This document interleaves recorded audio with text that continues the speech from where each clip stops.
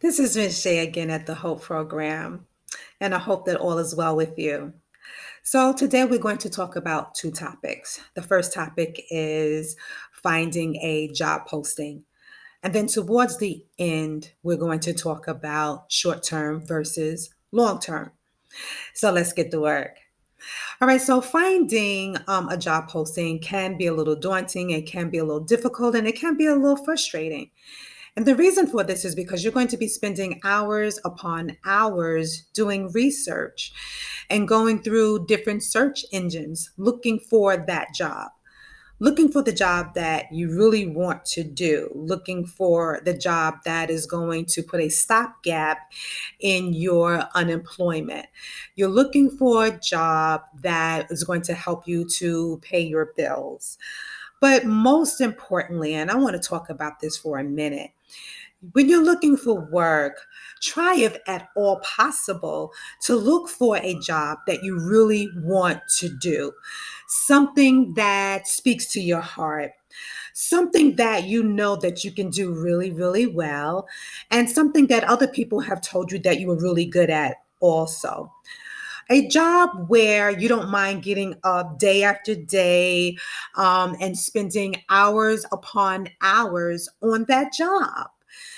You want to do something that you like. You want to do something that you want to do. You want to do something that speaks to your passion, something that you love to do. So, Ms. J, how do you know that you love to do something? Here is my answer. When you will do it when you're not getting paid. Mm, I know that's kind of serious. Let me tell you that you have that kind of love that is not about the salary, but it's about you doing that thing. So, just off the top of my head right now, as I'm doing this video, I'm thinking about a student of mine who loved, had the passion for being in maintenance. And I would ask, well, why do you want to be in maintenance? Who wants to be in maintenance?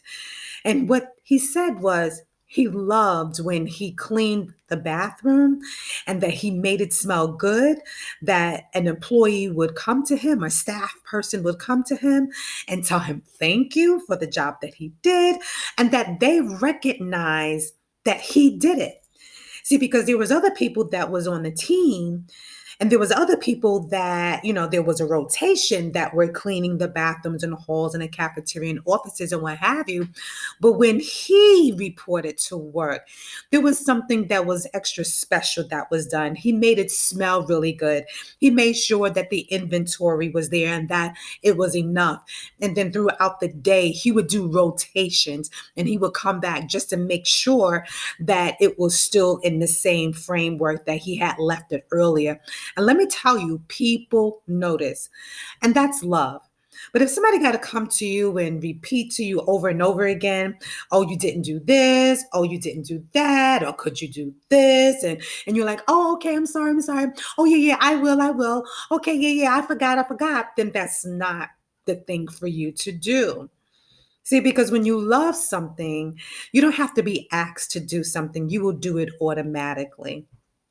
So I just wanted to give just that little information on as you sit on the computer and as you do job search. Is this something that you really want to do? Is this something that you really love to do? And then really, why do you want to do that? And this will help you to get through the process and you'll be able to find exactly what you're looking for. So let's go for it and let's talk about the job posting. Now, there are a number of website resources that you can use. Some of you are probably already familiar with when I say the name, but I just want to mention just a couple of them. I want to mention Indeed.com. Indeed.com right now, I believe, serves number one in the industry regarding the most foot traffic that goes through their website. It's most popular right now. And I believe that it's also kind of easy to use as well. So I'll take a look at that one. The next one is LinkedIn. But with LinkedIn, you have to already be on their network. So you would just sign up something similar like that you would do on Facebook. But the difference between Facebook and LinkedIn, Facebook is a social networking resource. I'm sure you know that already. But LinkedIn is for professionals to contact, and everybody on there is professionals and coworkers and maybe even bosses that you've had before. So it is more business, and people post different jobs to LinkedIn. So it's more professional. It's not like Facebook. The next one is Idealist.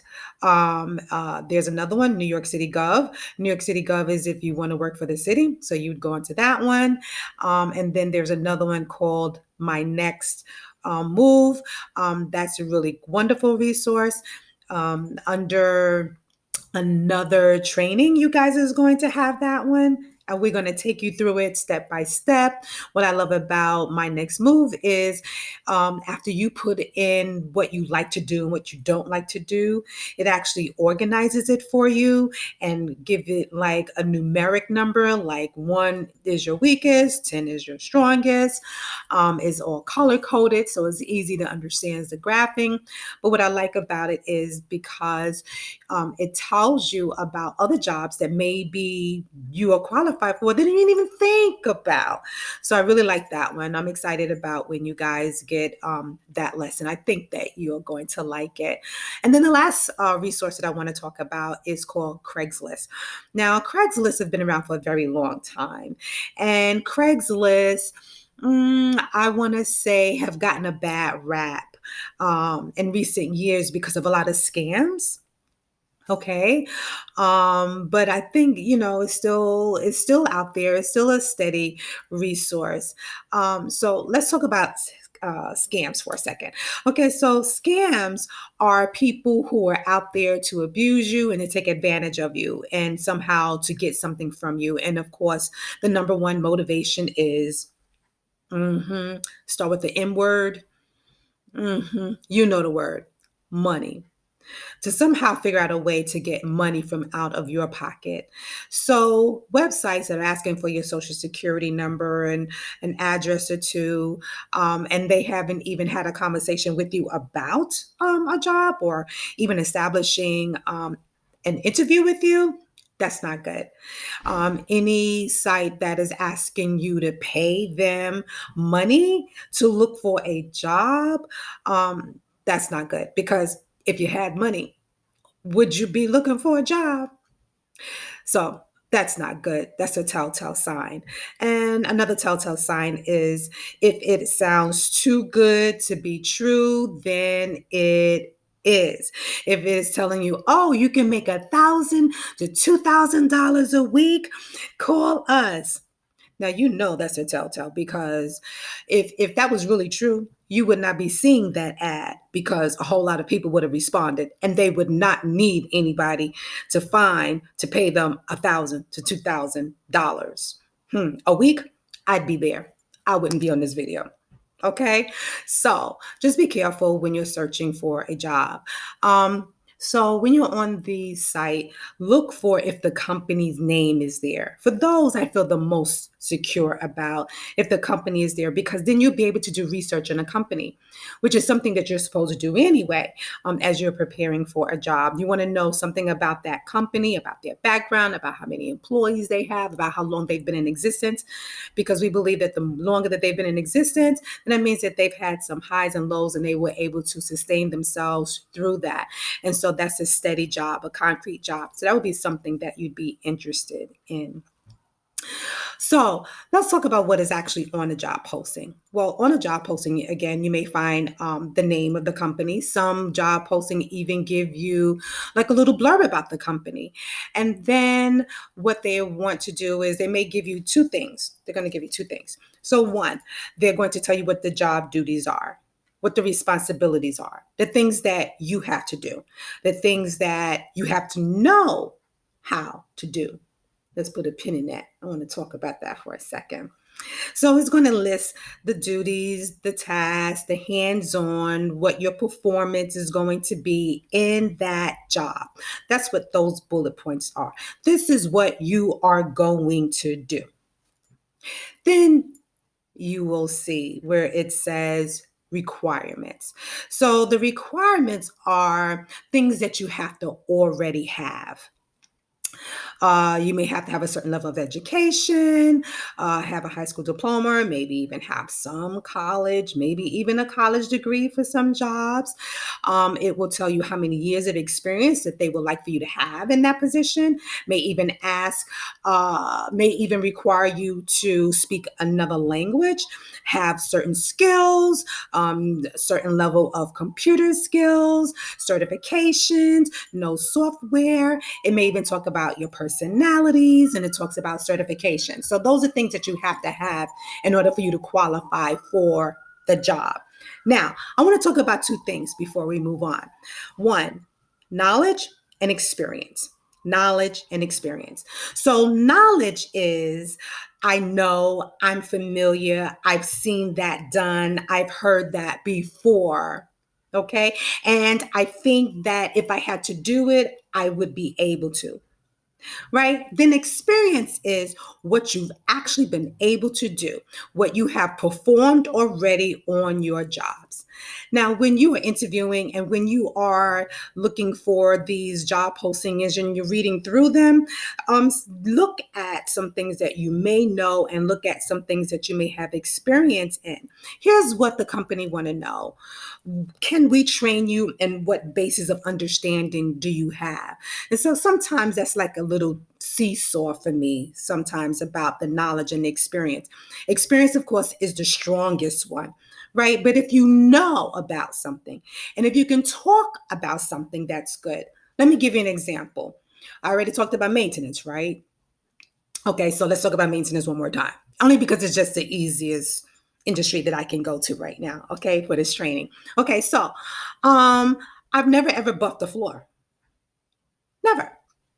But I've heard so much about it as an instructor from my students, and I've watched so many videos, and I've actually watched people do it. I believe I could do it. So then that means that I have some kind of basis. I know that there's different of those scrub brushes things, and I know that they come in different colors. And I know that you have to hold both handles at the same time. And because if you don't, it'll just get away from you and be across the floor, causing havoc. So there's some things that I do know about it. I know that waxing, you had to let it dry. It can take 24 hours or more for it to dry. So there's some things I know. So, but I don't have any experience because I've never done it. But I can talk about it. And if I can talk about it and I understand it, then I can be trained in it. It's really about doing it. Right? So I just want you to use those two for your benefit. And then the last thing I want to talk about is short term and long term goals. Now, short term goals are goals that you can do immediately, that they are near. Okay, couple of weeks, couple of days, couple of months, kind of get it short right there. Very short term. Okay. And long term is a year or more away. Steps that you have to take in order to satisfy something. It is over time. So, like for example, I want to lose weight.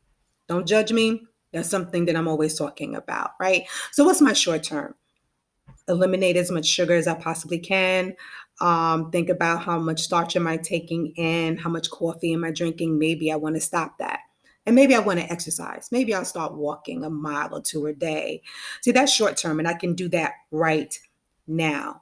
But if I have a lot of weight that I want to lose, I'm not going to lose 100 pounds in 5 days, 3 weeks. It's not going to happen. But over time, over a year of consistent planning and doing, then I'll be able to reach my goal. Okay. So there's a difference about what I can do now. That's short term, and how something can be affected later when it can be accomplished. Something I have to do in bits and pieces. That's long term. So I hope that I have been helpful to you as you do your job search and as you complete this assignment. Now, when you find the job posting that you want, you are being given instructions from your instructor that you are to attach it or copy and paste and send an email to your instructor. I wish you well.